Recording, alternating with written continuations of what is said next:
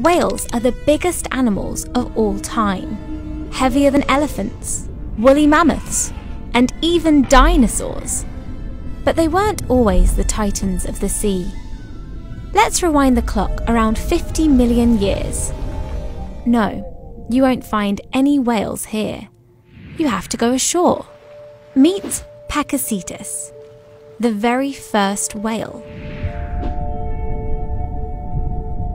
Life on Earth spent millions of years clawing its way out of the oceans. But whales took all that effort and threw it out the window. From 50 to 40 million years ago, they traded in their forelegs for flippers. In fact, some whales today still have leftover bones of hind legs. Once submerged, their weight under gravity no longer mattered, so they could theoretically grow to enormous proportions. And they did. Today, a blue whale is 10,000 times more massive than the Pakicetus was. But this transformation wasn't as gradual as you might think. In fact, over the next 37 million years or so, whales grew increasingly diverse, but their size remained small.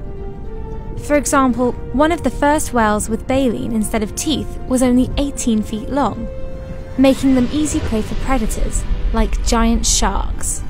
It wasn't until around 3 million years ago that an ice age tipped the scales in the whale's favour. Ocean temperatures and currents shifted, sparking concentrated swarms of plankton and plankton-seeking krill. It was an all-you-can-eat buffet for the baleen whales, who grew larger as a result. And the larger they became, the farther they could travel in search of more food to grow even more. You can probably see where this is going.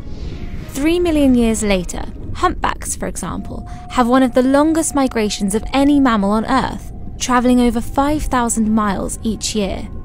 As a result, modern whales are the largest they've ever been in history. Take the biggest of the bunch, the blue whale. It weighs more than a Boeing 757, has a belly button the size of a plate, and its network of blood vessels, if you laid them out in a line, could stretch from Pluto to the Sun and back, over 2.5 times. In fact, the largest blue whales are so huge that scientists think they may have hit a physical limit. When they open their wide mouths to feed, they engulf enough water to fill a large living room, so it can take as long as 10 seconds to close them again. Scientists estimate once a whale is 110 feet long, it can't close its mouth fast enough before prey escapes. So it's possible we're living amongst the largest animal that will ever exist. Lucky for us, they mostly just eat krill.